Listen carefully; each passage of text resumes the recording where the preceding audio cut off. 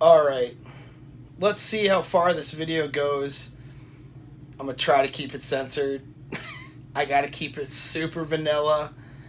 As I get and do more stuff, we can talk about things. I'm gonna get a private community soon going. And we can talk about these topics. The YouTube censors won't allow us to really get into this topic. And we're gonna talk about sex.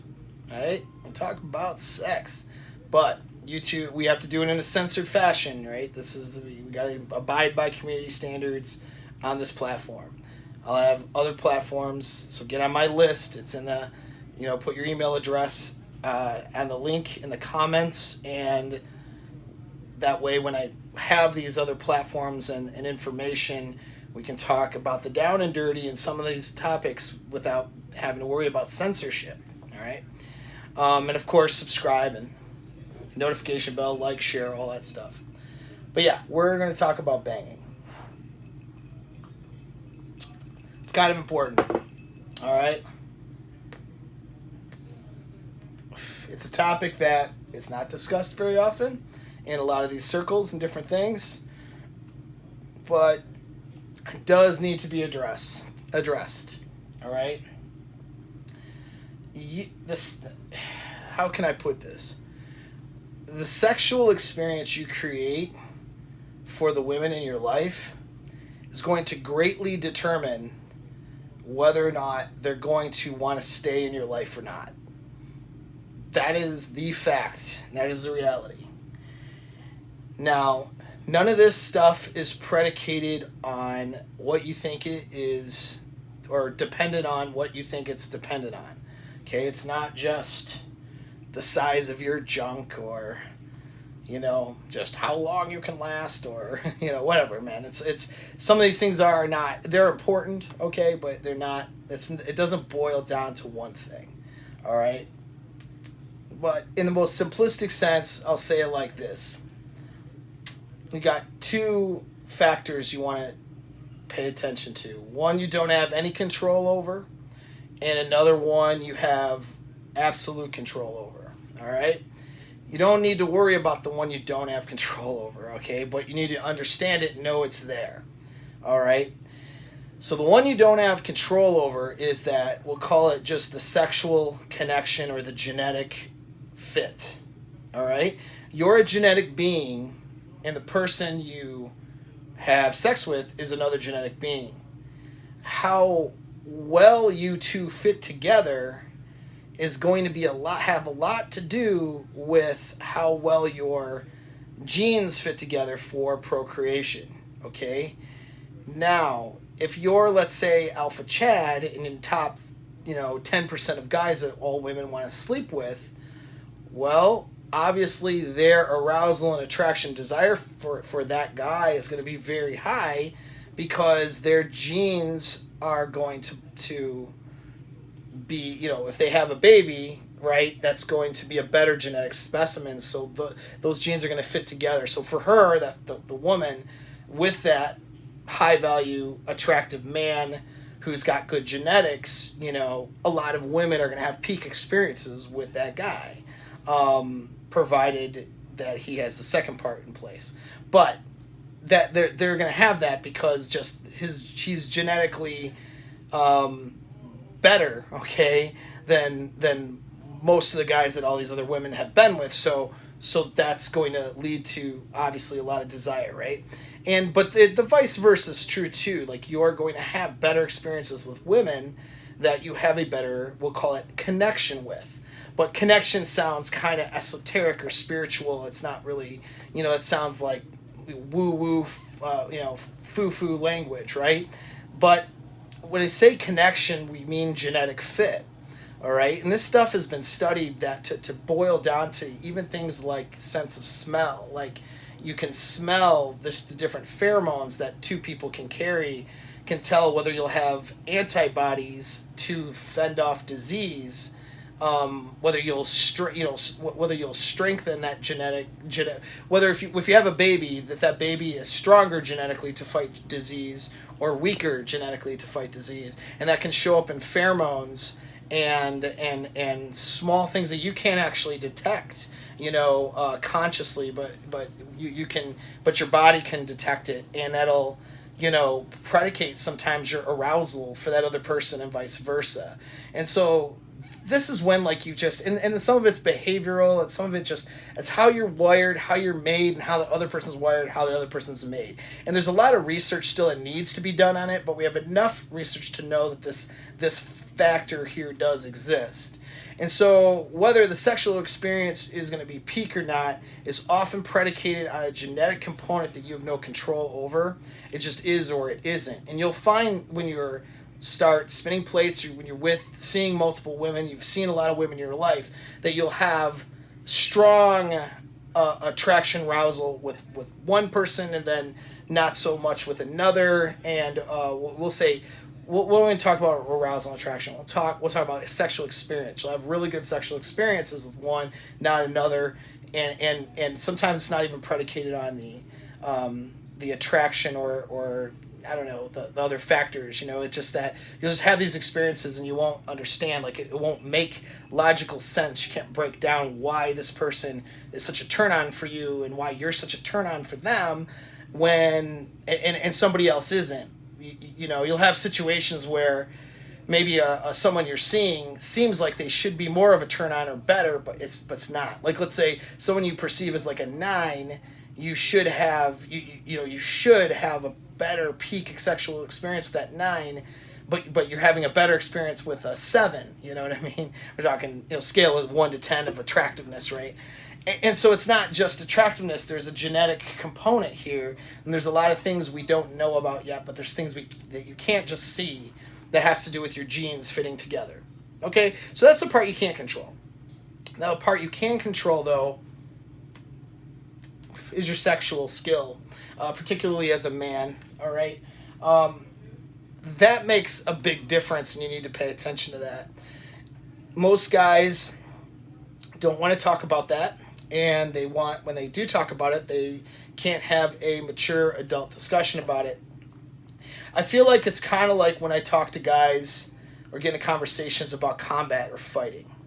Most guys can't approach that topic objectively because it's an existential threat for a guy to know that he can't handle himself, right? Or he could get overtaken in a combat situation or fight because of his lack of skill abilities, right?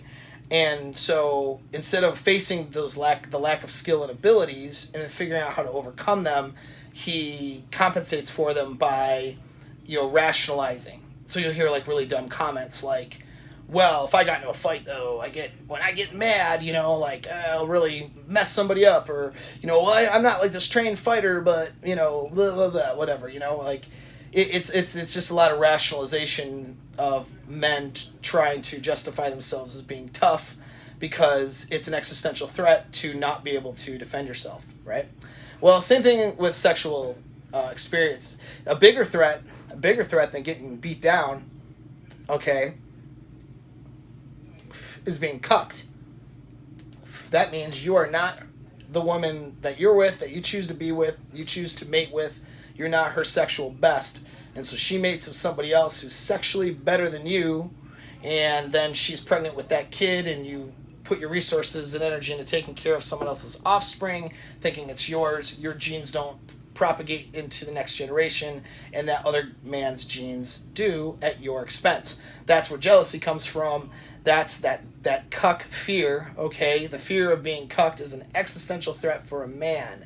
And so not being sexually good enough for your girl is a threat. And so this is why most guys will overcompensate. They'll either joke around and go one direction, which is joke around about lasting 60 seconds or having small members or whatever, right? Like joke around about not being sexually powerful, or they will overstate their sexual prowess, and what they don't do is the work.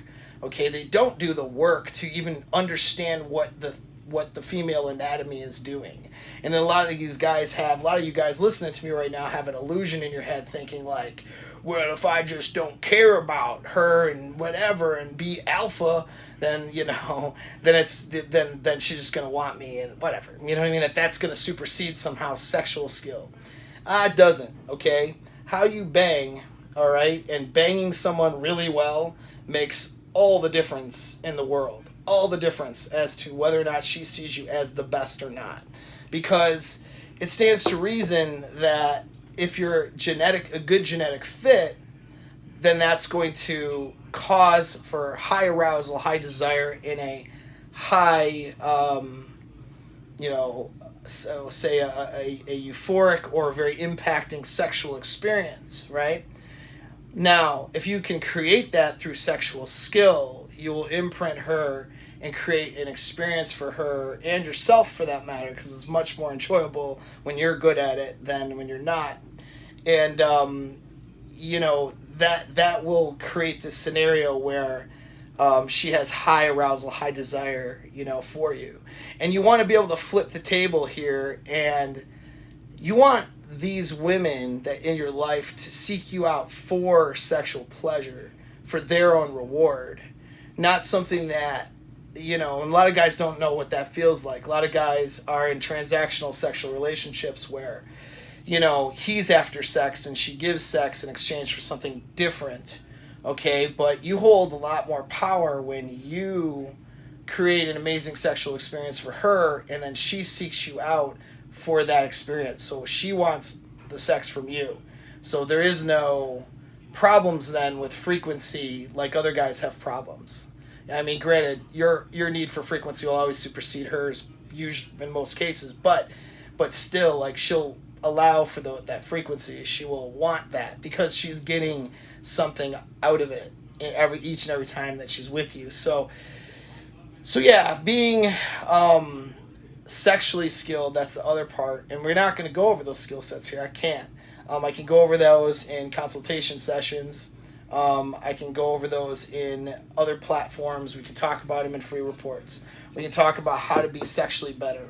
But just know this from the video, that it is important when you impact a woman and you are someone who creates a lot of orgasms for her and a high peak experience for her, a peak sexual experience for her.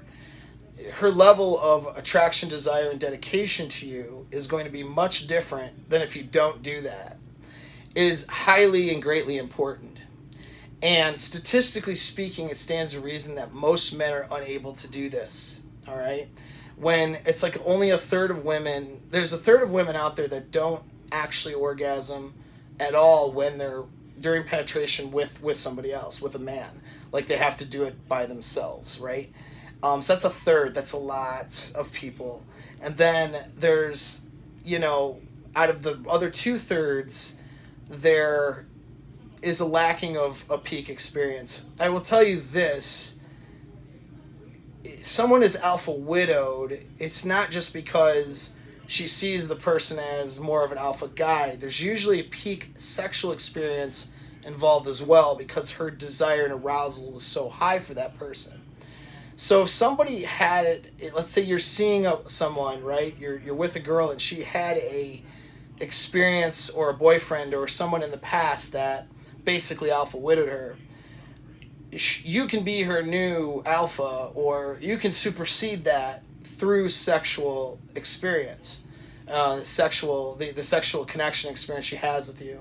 If you create a greater sexual experience than what she had with that other person, it won't matter if that guy was, seen as, I don't know, if he was bigger, stronger, faster, taller, you know what I mean, had more money, whatever stuff that other guy that she was widowed by has that's better than you. You can kind of erase and supersede that stuff if you're good in the bedroom, all right, and you can create a peak sexual experience for her in the bedroom. If you create an experience that's unlike anything else she's ever had, that will override a lot of things with her past.